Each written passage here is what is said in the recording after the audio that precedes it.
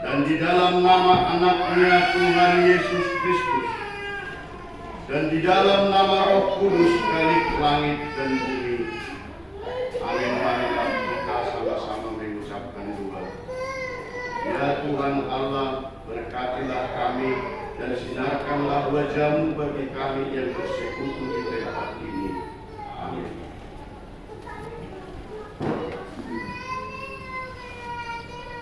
Kita angkat pujian dari buku nyanyian nomor 20 ayat 1 tambah 2.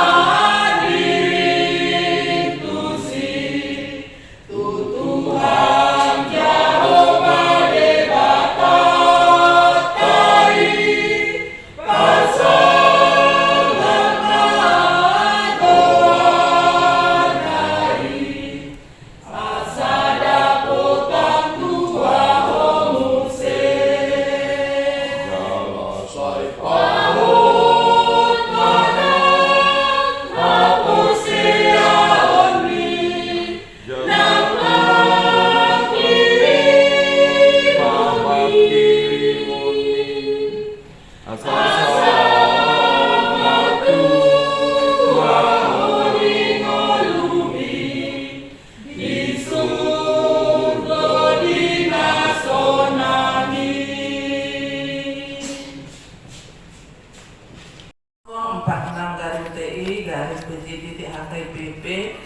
2025, Tata Ibadah Minggu 12 Trinitatis, Minggu 7 September 2025. Tema minggu kita pada hari ini memperbaiki tingkah, langkah, dan perbuatan atau Paulihon Pangalaho Dohot Papahina. Jadwal ibadah kategorial dan latihan kor, vokal di gereja dan evangelisasi pertanian sudah tertera sebagaimana mestinya. Statistik kehadiran jemaat pada kehadiran ibadah minggu lalu, sekolah minggu, dan kehadiran pada pertanian kita. Titik pengumuman ibadah minggu dengan mengucap syukur kepada Tuhan, dihimbau kepada semua agar semakin rajin beribadah di gereja serta mengikuti ibadah kategorial. Ibadah masuk pukul 10.30 dilayani oleh pendeta, pimpinan dan unsur pimpinan majelis jemaat HKIP Penerangan. Sarana dan prasarana pelayanan HKIP Penerangan. Pimpinan Majelis Jemaat HKIP Penerangan menyampaikan terima kasih banyak terhadap seluruh jemaat dan simpatisan yang bisa tetap hadir beribadah dan yang dapat berbagi tanda syukur melalui persembahan bulanan dan ucapan syukur atau janji iman. Doa kita, Tuhan semakin memberkati kita semua dengan seluruh yang kita kerjakan sesuai dengan kehendak Tuhan.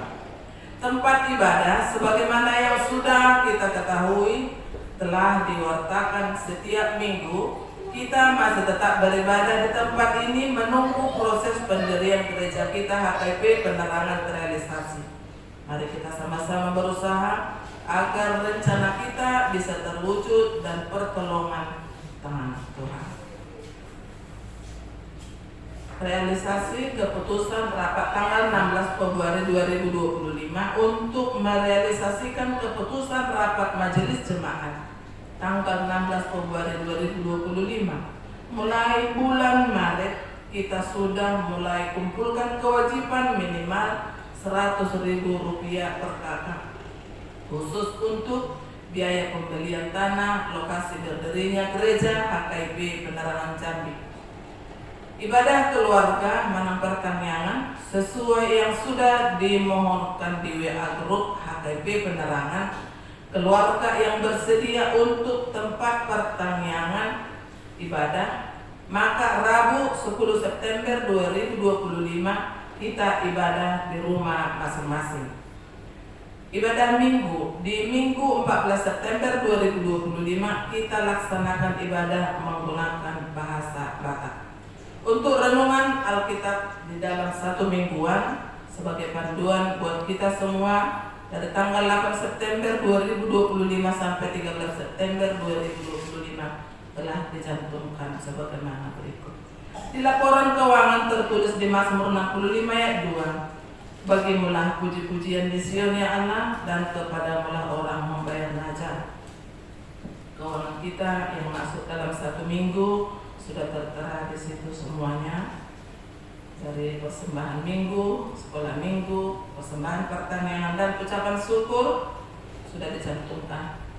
Uang keluar dan rekapitulasi sudah tercantum di situ. Usaha huriat dan kas pembangunan serta daftar kewajiban jemaat per kakak dalam yang sudah tercantum di kolom di sini. Dalam minggu ini tidak ada penambahan, masih seperti biasa. Kami mengucapkan apabila ada salah penulisan nama, marga atau jumlah dari persembahan atau ucapan syukur dari keluarga, mohon segera dikonfirmasi agar bisa kita perbaiki untuk ke depan. Persembahan yang keempat di minggu yang lalu 87.000 untuk dikirimkan ke kantor pusat HKI sebagaimana yang telah ditentukan melalui surat dari pucuk pimpinan kita. Mazmur 63 ayat 8, sungguh engkau telah menjadi pertolonganku dan dalam naungan sayapmu aku bersorak-sorai. Akhir kata, pimpinan jemaat mengucapkan selamat mengikuti ibadah dan memanfaatkannya serta selamat ulang tahun bagi yang merayakannya seminggu yang lewat. Tuhan Yesus memberkati kita semua. Salam. Jadi itu minggu tu ada Rabu di tanggal 10 dan ada pertanyaan nama Jabui pertanyaan di Magasta masing-masing di Taman Taniang. Mula dong muse nama Mido atau dikonfirmasi, dikoordinasi dengan situata manang tu amang guru, manang tu amang pendeta. Soalnya mana boy pasar kami, soalnya gua kita. Marilah kita bersatu di dalam Tuhan.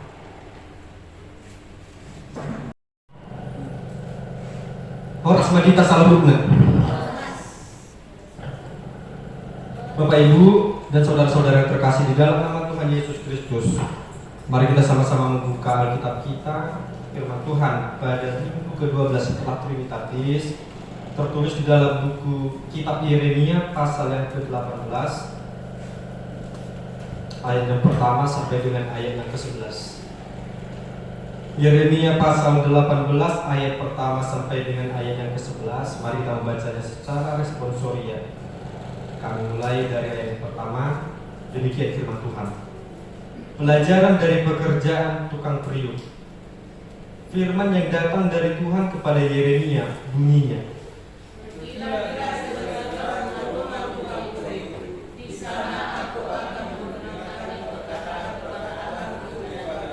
lalu pergilah aku ke rumah tukang periuk, dan kebetulan ia sedang bekerja dengan pelagikan.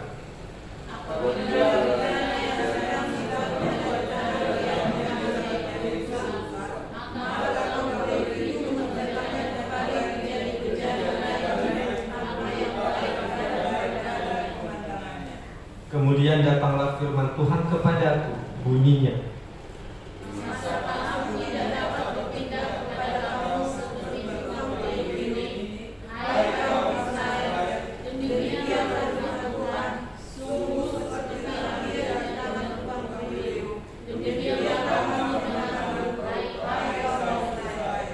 ada kalanya aku berkata tentang suatu bangsa dan tentang suatu kerajaan, bahwa aku akan mencabut, merobohkan, dan membinasakannya.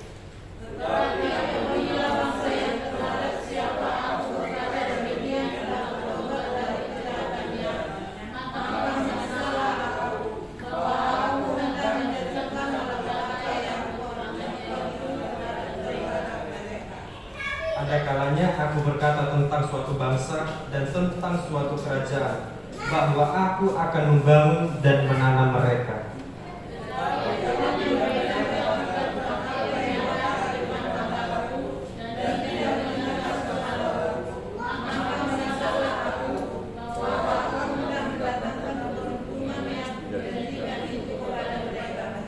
Sebab itu, katakanlah kepada orang Yehuda dan kepada penduduk Yerusalem, beginilah firman Tuhan, sesungguhnya aku ini sedang menyiapkan malapetaka terhadap kamu dan merancangkan rencana terhadap kamu. Baiklah kamu masing-masing bertobat dari tingkah langkah yang jahat, dan perbaikilah tingkah langkahmu dan perbuatanmu. Sampai sejauh pembacaan firman Tuhan, kita bernyanyi.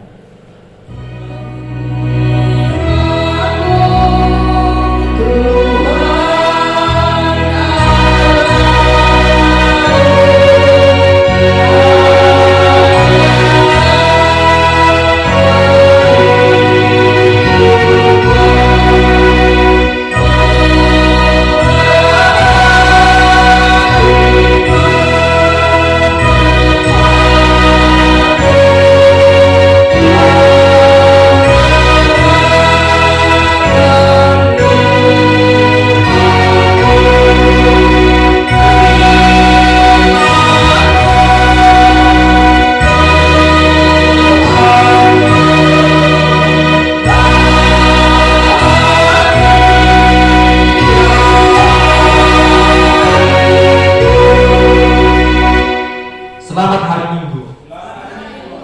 Kita terkasih di dalam nama Tuhan Yesus Kristus, Bapak Ibu dan saudara-saudari, tadi kita telah membaca firman Tuhan pada minggu hari ini tertulis dalam Yeremia pasal 18 ayat yang pertama sampai dengan ayat yang ke-11 dengan tema memperbaiki tingkah laku dan perbuatan. Kita dikasih di dalam nama Tuhan Yesus Kristus dalam perjalanan kehidupan rohani. Tidak ada satupun manusia daripada kita yang menjadi pribadi yang langsung menjadi matang, menjadi pribadi yang langsung menjadi bijaksana, atau menjadi pribadi yang benar di hadapan Tuhan. Ada kalanya kita harus melalui beberapa tahap proses di dalam fase kehidupan sekalipun Bapak Ibu. Pertama, kita harus menjadi bayi, naik tahun menjadi anak-anak, remaja, dewasa, lansia, bahkan kembali kepada tanah. Demikian juga dengan kita Bapak Ibu. Kita semua sedang berada dalam proses, sebuah proses pembentukan, seperti tanah liat yang baru saja kita bacakan tadi, yang ditanam tukang periuk dalam Yeremia pasal 18 ayat yang pertama sampai dengan 11, membawa kita kepada suatu pembelajaran di dalam bengkel sederhana, di dalam pelarikan, di dalam suatu tempat untuk membuat bejana, yaitu rumah tukang periuk. Di sanalah Tuhan mengajar Yeremia, bukan melalui seminar, bukan melalui ruang kelas atau melalui pengajaran-pengajaran lainnya, tetapi melalui pengamatan yang tajam, melalui pendengaran yang peka, dan kehendak untuk belajar mengikuti perintah Tuhan. Hari ini Bapak Ibu dan saudara-saudari, mari kita belajar. Mari kita belajar bahwa proses itu, bagaimana Tuhan Allah membentuk karakter kita, bagaimana Allah memperbaiki tingkah laku kita, bagaimana Tuhan memperbaiki perbuatan kita, dan mengajak kita untuk terlibat aktif dalam pembelajaran rohani yang sejati. Kita yang terkasih dalam nama Tuhan Yesus Kristus, melalui firman Tuhan pada minggu ini ada 4 Bapak Ibu, ada 4 pembelajaran rohani yang akan kita renungkan di dalam firman Tuhan pada saat ini, dan yang akan menjadi bekal kita dalam 1 minggu dalam kehidupan kita, dan akan kita bawa ke rumah kita masing-masing. Pembelajaran pertama dikatakan, proses belajar dimulai atas kehendak Tuhan. Ayat 1 sampai dengan ayat 2 dikatakan demikian. Firman yang datang dari Tuhan kepada Yeremia bunyinya, "Pergilah dengan segera ke rumah tukang periuk. Di sana aku akan memperdengarkan perkataan-perkataanku kepadamu." Kita terkasih, kita mengetahui bagaimana latar belakang daripada Yeremia. Dia dipanggil Tuhan ketika masih dalam kandungan. Sudah sangat banyak pembelajaran daripada Tuhan, tetapi pada pasal 18 ini Yeremia tidak sedang mencari pembelajaran baru, tetapi Allah mengarahkan Yeremia ke tempat biasa, ke rumah tukang periuk. Di sanalah kita belajar, di sanalah Yeremia belajar proses pembelajaran rohani sejati, dimulai bukan dari ambisi pribadi, tetapi dari kehendak Allah itu sendiri. Allah berfirman kepada Yeremia supaya dia berjalan, supaya dia bergerak, tidak diam. Makanya di dalam firman Tuhan dikatakan, pergilah dengan segera. Tidak dikatakan tunggu, nanti saya akan mempersiapkan dahulu. Dengan segera Allah memerintahkan. Allah tidak menyuruh Yeremia untuk diam dan menunggu, Bapak Ibu. Dia harus bergerak, dia harus keluar dari zona nyamannya dan pergi suatu tempat yang telah ditujukan Allah. Seringkali kita berdoa memohon hikmat atas jawaban, meminta permintaan, dan kita menantikan jawaban tersebut. Tetapi Tuhan tidak memerintahkan kita untuk melangkah, untuk melakukan suatu perjalanan praktis. Justru Tuhan memerintahkan kita untuk bersabar di dalam proses tersebut. Bapak Ibu, jangan pernah protes terhadap proses yang Tuhan berikan kepada kita semua. Allah tidak menyuruh Yeremia untuk pergi ke bait suci. Allah tidak menyuruh Yeremia untuk pergi ke dalam istana raja atau tempat pembelajaran yang lainnya. Tetapi Allah menunjukkan bahwa Allah dapat mengajari kita di mana saja, kapan saja, bahkan di tempat-tempat paling biasa sekalipun, tempat kotor, bahkan tempat keramaian yang banyak pekerjanya, seperti tempat tukang periuk tadi. Pembelajaran rohani Bapak Ibu tidak terlepas pada waktu kebaktian di gereja, dimanapun, kapanpun. Dan pembelajaran rohani yang kedua dikatakan, belajarlah lewat pengamatan yang teliti. Di ayat yang ketiga dan keempat dikatakan demikian, "Lalu pergilah aku ke rumah tukang periuk, dan kebetulan ia sedang bekerja dengan pelarikan. apabila bejana yang sedang dibuatnya dari tanah liat di tangannya itu rusak, maka tukang periuk itu mengerjakan kembali menjadi bejana lain menurut apa yang baik pada pemandangannya. Kita terkasih, kalau kita melihat apa yang dilihat Yeremia, itu adalah sebuah proses biasa, Bapak Ibu. Tetapi Tuhan mengajak Yeremia untuk mengamati, bukan sekedar melihat.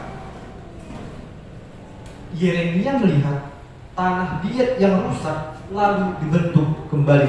Itulah pengamatan yang ingin Allah tunjukkan kepada Yeremia. Dalam hidup ini sekalipun mungkin kita pernah merasa gagal, kita pernah merasa rusak seperti bejana yang dibuat oleh para tukang periuk tadi. Kita merasa tidak sempurna, kita merasa tidak layak. Tetapi Bapak Ibu, kabar baiknya, kita masih ada dalam proses tangan Tuhan. Tuhan tidak pernah membuang tanah liat yang rusak itu. Tuhan tidak pernah membuang tanah liat yang gagal itu, tetapi Tuhan memperbaikinya sendiri. Tuhan menyuruh Yeremia hanya untuk mengamati. Ia melihat bagaimana tukang periuk bekerja dengan pelarikannya. Proses ini Bapak Ibu melambangkan kehidupan yang berputar. Terkadang kehidupan itu penuh dengan tantangan. Terkadang kehidupan itu penuh dengan ujian. Terkadang kehidupan itu penuh dengan perubahan. Kalau kita melihat kembali Bapak Ibu, bejana yang telah dibuat tiba-tiba rusak, tiba-tiba hancur dan tidak sempurna. Itu adalah bagian daripada hidup kita. Mungkin rencana kita berantakan, mungkin masa depan kita pupus, harapan kita pupus. Namun perlu kita ketahui Bapak Ibu, ini adalah bagian yang menyakitkan dari proses.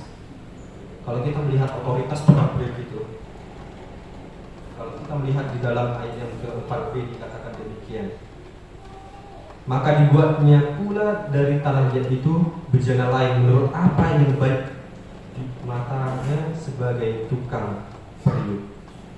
Kalau kita melihat Bapak Ibu, tanah liat yang dibentuk kembali itu dia tidak melawan. Tanah liat yang dibentuk kembali dia tidak bertanya, mengapa aku dihancurkan? Mengapa aku dirusakkan? Mengapa aku menjadi bentuk bejana yang gagal? Tetapi dia sepenuhnya, dia seutuhnya tunduk terhadap perintah Allah, turut terhadap kehendak sang penciptanya atau pembuatnya. Bapak Ibu saudara-saudara yang terkasih, ini merupakan gambaran penyerahan total. Kita harus percaya bahwa meskipun hidup kita merasa rusak, sekalipun hidup kita merasa gagal dan tidak sempurna sekalipun, Tuhan yang adalah tukang periuk kita tahu apa yang terbaik bagi kita. Dia tidak membuang kita, tetapi dia membentuk kita kembali. Hati yang mau diajar adalah sikap dasar seorang murid Kristus, seperti yang dikatakan Bapak Ibu di dalam Amsal pasal yang pertama sampai dengan ayat yang kelima, dikatakan demikian. Biarlah orang bijak mendengar dan menambah ilmu, dan orang yang berpengertian memperoleh bahan pertimbangan. Ini menunjukkan bahwa hikmat tidak lahir dari kehebatan intelektual semata, melainkan dari kerendahan hati yang ingin terus belajar di dalam fase belajar rohani dalam hidupnya. Lalu, seperti apa sikap yang mau belajar, sikap yang mau diajar dalam pendidikan Kristen? Yang pertama Bapak Ibu dikatakan, terbuka terhadap bimbingan Roh Kudus.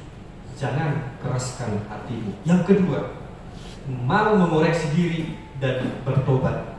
Jangan keraskan hatimu. Dan yang ketiga dikatakan, menempatkan diri sebagai murid bukan sekedar pengamat pasif. Jangan keraskan hatimu.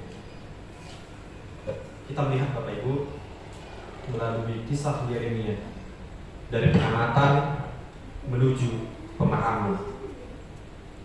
Pengamatan Yeremia menghasilkan pemahaman ketika dilakukan secara aktif dan reflektif, bukan hanya sekedar melihat, tetapi juga merenungkannya. Bukan hanya sebagai pendengar, melainkan sebagai pelaku firman Tuhan.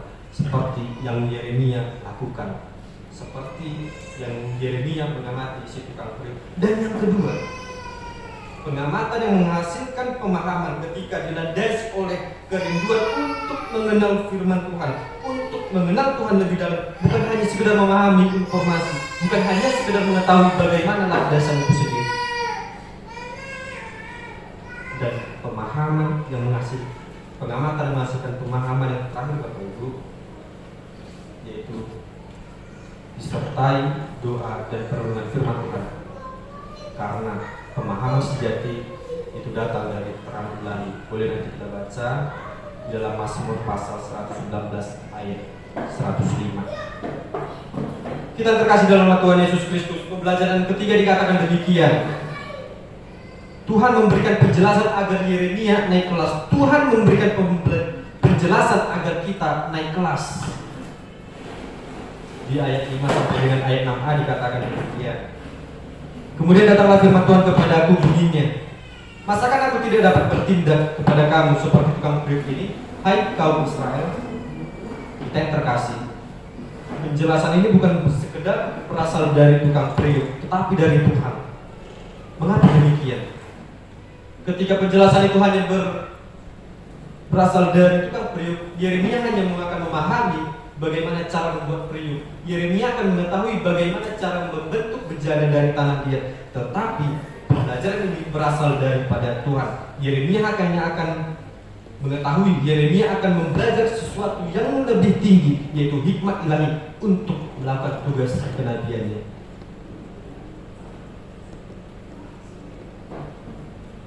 Proses belajar rohani Bapak Ibu selain bertujuan untuk meningkatkan kualitas panggilan kita, pengetahuan yang kita terima bukan sekedar untuk pamer. Pengetahuan yang kita terima bukan sekedar untuk memenuhi diri kita sendiri, tetapi untuk pelayanan Tuhan. Layaknya seperti seorang dokter yang tidak hanya belajar tentang obat-obatan, tetapi dia belajar bagaimana cara menyelamatkan nyawa seseorang. Demikian pula seorang nabi, bukan hanya tahu simbol, tapi tahu apa pesan Allah di balik simbol itu untuk diberitakan kembali. Dan pembelajaran kami Bapak Ibu katakan tanggung jawab untuk mengajarkan yang dipahami. Tanggung jawab untuk mengajarkan yang dipahami. Ya, seperti dikatakan demikian. Sebab itu, katakanlah kepada orang Yehuda dan kepada penduduk Yerusalem, beginilah firman Tuhan. Sesungguhnya aku ini sedang menyiapkan malapetaka terhadap kamu dan merancangkan rencana terhadap kamu.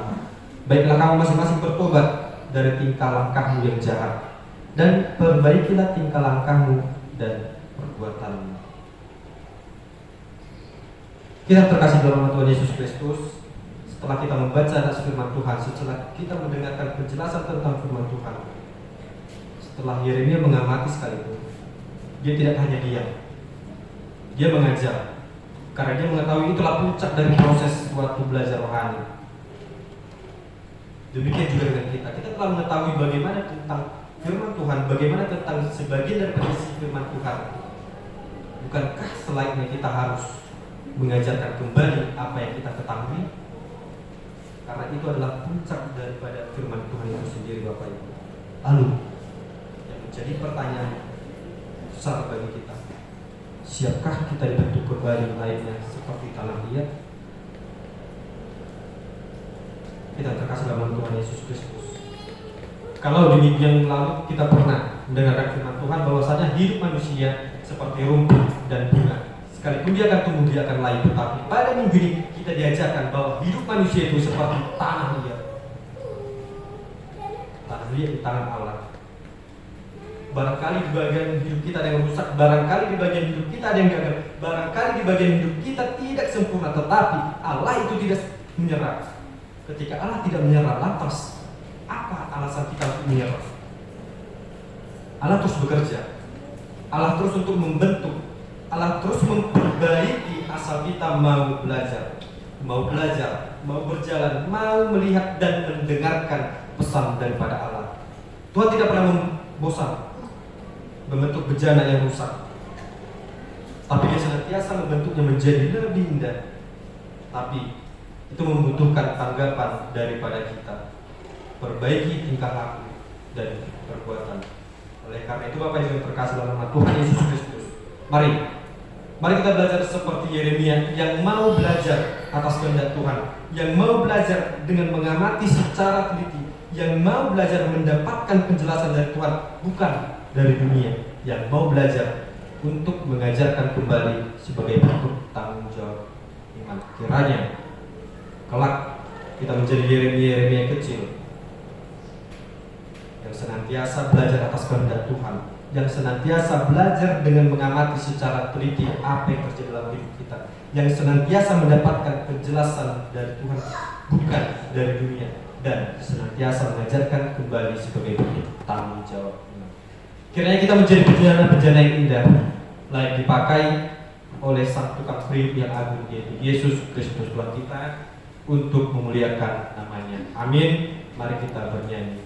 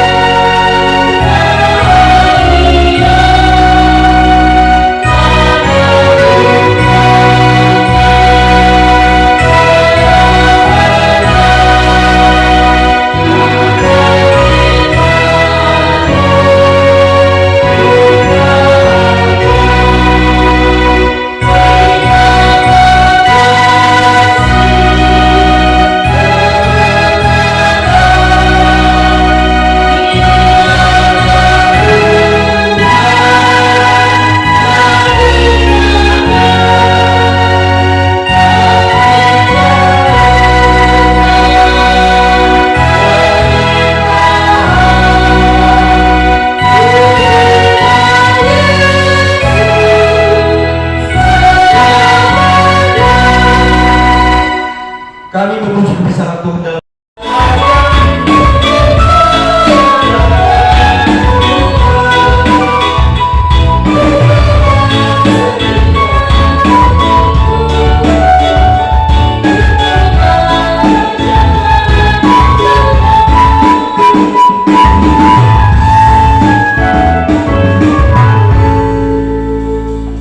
marilah kita berdoa untuk menyerahkan persembahan kita kepada Tuhan.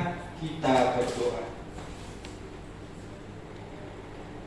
Ya Allah Bapa kami yang di surga, kami mengaku bahwa Tuhan adalah sumber dari segala karunia yang melimpah dalam kehidupan kami masing-masing.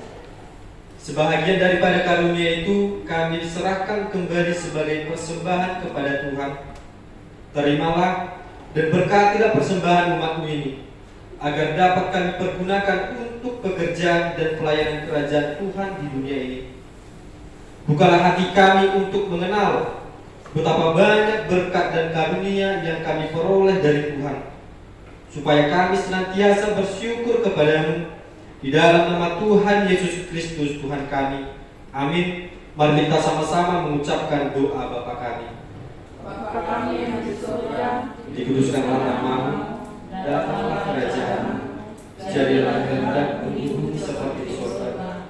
Berilah kami pada hari ini makanan kami yang secukupnya, dan ampunilah kami akan kesalahan kami, seperti kami juga mengampuni orang yang salah kepada kami. Dan jangan membawa kami ke dalam pencobaan, tetapi lepaskanlah kami daripada yang jahat.